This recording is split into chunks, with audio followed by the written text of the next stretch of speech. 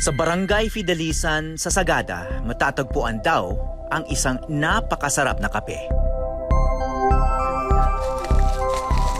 Kasi noong araw, bata kami pa, lahat dito sa kasi malilit ang bahay.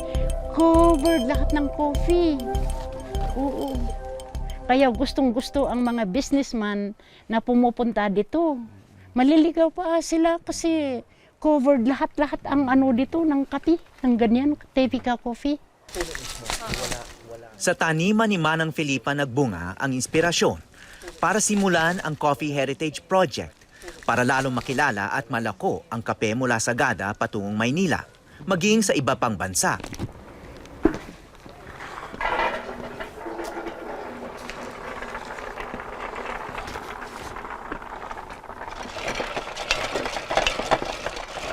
Ngayon, katulad ng mag-asawang Tomeg, isa na ring partner na magsasaka si Felipa ng Coffee Heritage Project.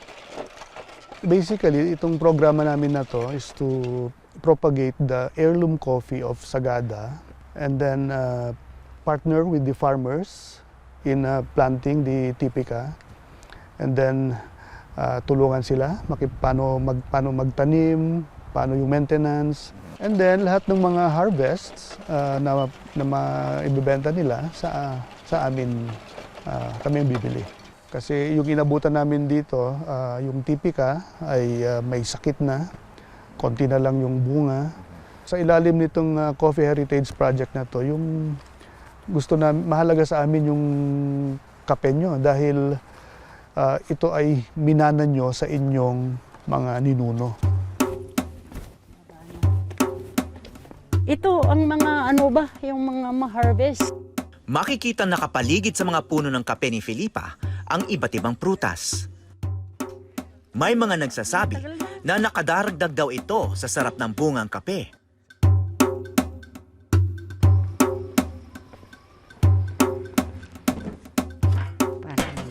The personal consumption ng kape nyo. Oo, consumption. Tapos, ano ko dito, ipupok-pok ko na. Nag-iisa na lang sa bahay, nakahiwalay pa sa pamilya. Dahil ayaw niyang iwanan ang mahal niyang kapihan. Ko yung, is so higher. Can you get that? Native American ang kanyang napangasawa noong siya'y OFW sa Saudi.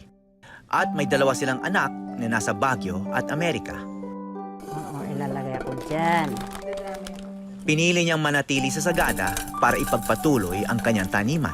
So hindi siya durog na durog? Oh, hindi na durog na durog. Paamoy nga.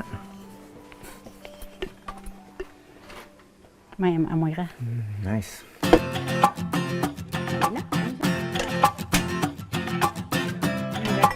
Tapos, ito. Cheers! Cheers! Wow, sarap nga. Parang may konting lasang mani, 'di ba? Parang may mani na tsokolate. Kasi nag-aano kami din ng mani doon. Baka yun May ang mani rin kayo, uma-absorb. may tanim kayo na mani diyan. Oo. Baka kaya Baka nag-a-absorb. Oo, yun na nga. Noong panahon ng Kastila, ang Pilipinas at Brazil ang pangunahing supplier ng kape sa pandaigdigang merkado. Pagpasok ng mga Amerikano at instant coffee, humina ito hanggang sa nawala na ang Pilipinas sa karera. Ngayon, dahan-dahang bumabalik ang kapeng Pilipino, ngunit sa ibang labanan na. At anong potential ng Philippine coffee? May laban ang kape natin at ngayon, siya ay pinapakita natin sa buong mundo. Marami kaming samples na napapadala sa Amerika, sa United Kingdom, sa Japan, ng mga kape na masarap at umi-score ng over 80. Kulang ang produksyon ng kape sa Pilipinas. Kaya ang laban natin hindi sa dami kundi sa kalidad o tinatawag na specialty coffee.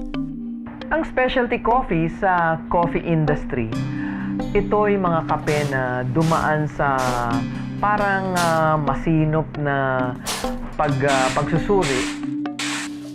Naghahanap ngayon ng mundo, ang mga merkado sa mundo, ng bagong ang tinatawag na origin or yung pinagmumulan ng kape.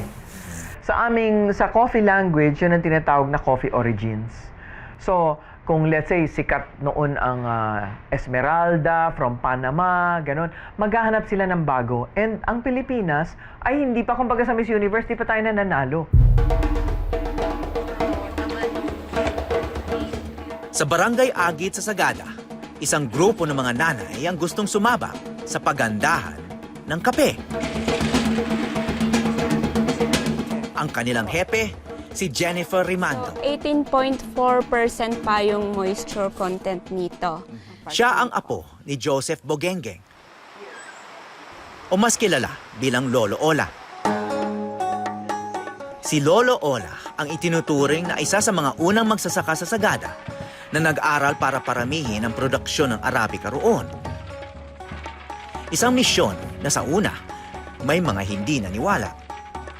So the first year, 1997-1998, establishment, pagtatanim, unti-unting namatay yung mga kape. So yun yung mga kaya laging pinagtatawanan na lagi kong naririnig na si Ola is baliw, si Ola is baliw. So from that, 1999 is na siya. Siya na yung kumuha ng mga nag-harvest mismo, nag-house to house siya.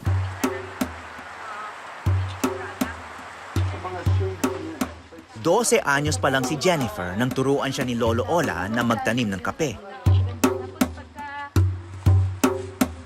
But we also do pruning. Nasa mas mataas na bahagi ng bundok ang taniman ng kanilang pamilya.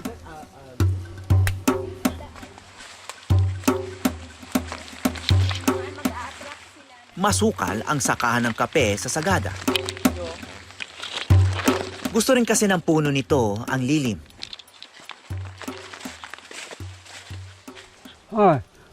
Mayroon pa lang. This is the civet ko, poops.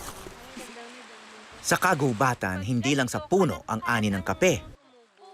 Ang mga buto ng kapeng ito ang maituturing na pinakamahal sa merkado. Mga bunga ng kape na kinain at idinumi ng mga musang.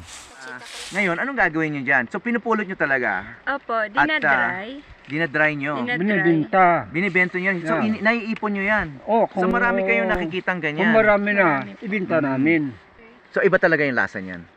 Ma'am, pa-open lang po. Magandang lasa daw. Ang sinimula ni Lolo Ola, lalo pang pinagbutihan ng kanyang apo na si Jennifer. Nag-aral na siya maging sertipikadong manunuri ng kape. Tapos alam niyang i-explain yung kape niya. Tapos sila naman, everyone is engaged in coffee, so they need this activity and training also. Cupping ang tawag sa proseso ng pagkilatis ng amoy, lasa at kalidad ng kape. Ako yung licensed Q-grader sa amin, but hindi naman ibig sabihin na hindi sila Q-grader is hindi na sila magka-cup. Okay. Mas magandang si farmer is may knowledge din on cupping Okay. para hindi siya matrick ni trader. Anong assessment mo based on fragrance? How do you describe? Ano yan? Kung ano lang po sir yung naamoy, you can try po. Pagkatapos kilatisin, pag-uusapan ng grupo ang bawat tasa. At meron palang hindi rin kanais-nais. Piggy? Amoy baboy?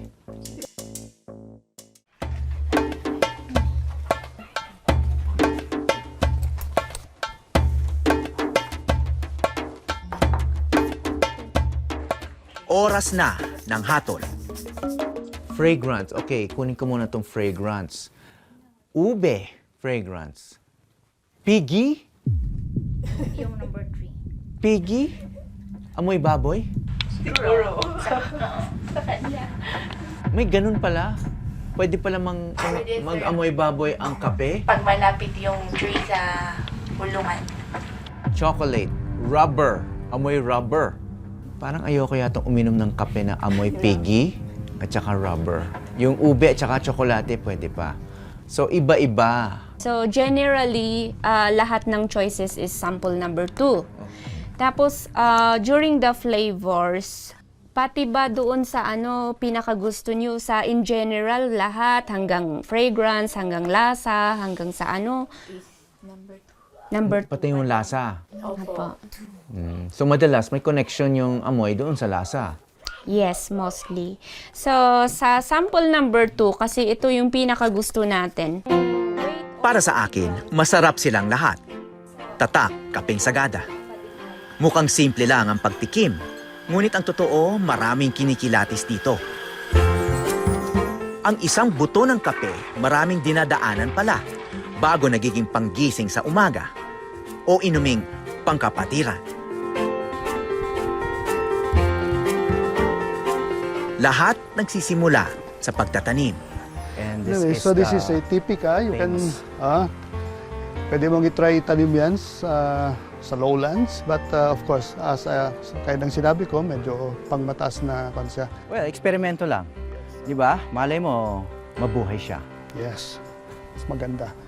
Kaya natin dalawa para sigurado. Okay, dalawa. Sige, Yeah. alagaan namin to. Then kung ano yung mangyari in several months or 1 year, then I-report ko sa inyo. yeah. Mula sa Gada, babiyahe ang mga pananim sa kapatagan ng Luzon. Nakita ko sa Sagada ang mga naglalabang pananaw ng pag-unlad. May nagdudulot ng traffic, nagpaparami ng gusali, nakasisira ng kalikasan, at meron namang hindi. Ito'y dinadaan sa pagsusuri.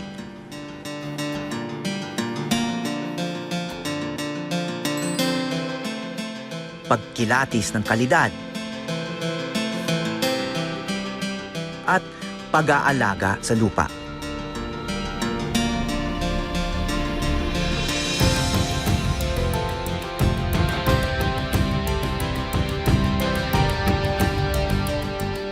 Tinanim ko ang biyaya ng Sagada sa Batangas, na kilala na sa kapeng barako.